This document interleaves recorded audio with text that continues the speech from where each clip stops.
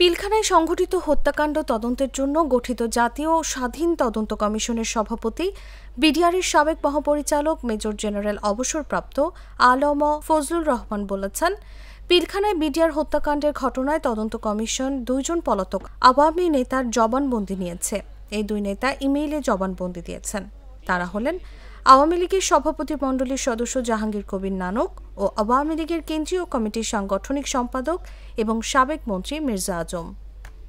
তৎকালীন সশস্ত্র বাহিনীর কমান্ড ও আইন শৃঙ্খলা রক্ষাকারী বাহিনীগুলো সময়মতো সিদ্ধান্ত গ্রহণ করেনি এবং অপরাধ সংগঠনের সময় তারা নিষ্ক্রিয় অবস্থায় ছিল, যার ফলে তারা বিদ্রোহ ও হত্যাকাণ্ড প্রতিহত করতে কার্যকরী পদক্ষেপ গ্রহণ করেনি।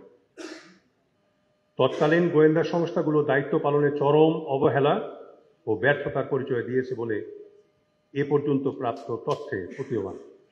গোয়েন্দা ব্যর্থতার স্বরূপ ও কারণ বিশ্লেষণ করা হচ্ছে। ঘটনা ভিন্ন খাতে প্রবাহিত করা, আলামত ধ্বংস করার প্রয়াস প্রতীয়মান হয়েছে।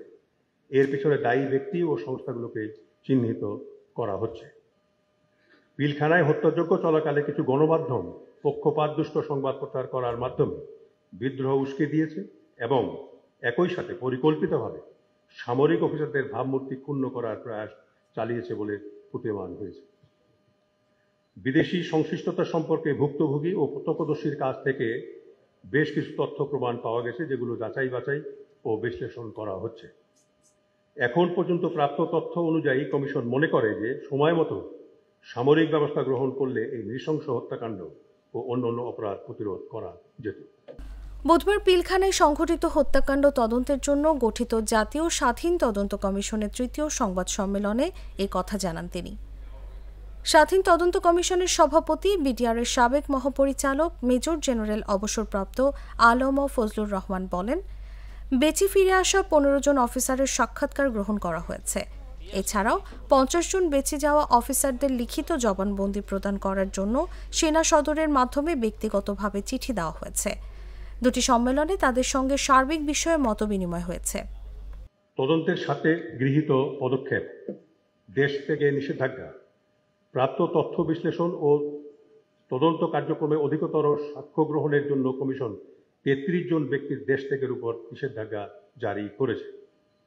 বিশেষ বিজ্ঞপ্তি, পলাতক ব্যক্তিবর্গের সাক্ষ্য প্রদানের জন্য কমিশন 3টি বিশেষ বিজ্ঞপ্তি প্রচার করেছে। সর্বশেষ প্রকাশিত বিশেষ বিজ্ঞপ্তি সংযুক্ত। কমিশনের তদন্ত প্রতিবেদন, প্রাপ্ত সাক্ষ্য প্রমাণের ভিত্তিতে কমিশন তদন্ত প্রতিবেদনের প্রাথমিক খসড়া তৈরি করেছে, যা বর্তমানে কমিশন সদস্যগণ পর্যালোচনা করছেন।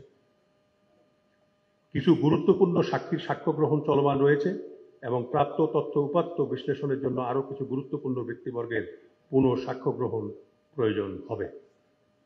চ্যালেঞ্জ সমূহ, কিছু গুরুত্বপূর্ণ সাক্ষীর সন্ধান পাওয়া যায়নি, তাদের দৃষ্টি আকর্ষণ করে দৈনিক পত্রিকায় একাধিক বিজ্ঞপ্তি প্রচার করা হয়েছে। কিছু দেশি বিদেশি প্রতিষ্ঠানের কাছে চাহিদাকৃত গুরুত্বপূর্ণ তথ্য দলিলাদি এখন পর্যন্ত পাওয়া যায়নি। কমিশন উল্লেখিত তথ্যাদি অনতিবিলম্বে সংগ্রহের চেষ্টা চলছে। সময় বৃদ্ধি, 50-এর অধিক ব্যক্তির সাক্ষ্য গ্রহণ এখনো বাকি আছে। এছাড়া কিছু সংখ্যক ব্যক্তির পুনঃসাক্ষ্য গ্রহণেরও প্রয়োজন হবে। গৃহীত সাক্ষ্যগুলোর পূর্ণাঙ্গ লিখিত রূপ প্রস্তুত, স্বাক্ষর গ্রহণ ও বিশ্লেষণের কাজ চলমান রয়েছে। এটি একটি সময় সাপেক্ষ কাজ। কিছু বিদেশি দূতাবাসে ও সংস্থার সাথে যোগাযোগ করে তথ্য সংগ্রহের চেষ্টা করা হচ্ছে, যার জন্য কিছু সময় প্রয়োজন। এসব বাস্তবতা বিবেচনায় নিয়ে চূড়ান্ত প্রতিবেদন দাখিলের মেয়াদ 30 সেপ্টেম্বর 2025 পর্যন্ত বৃদ্ধির জন্য অনুরোধ করা হয়েছে।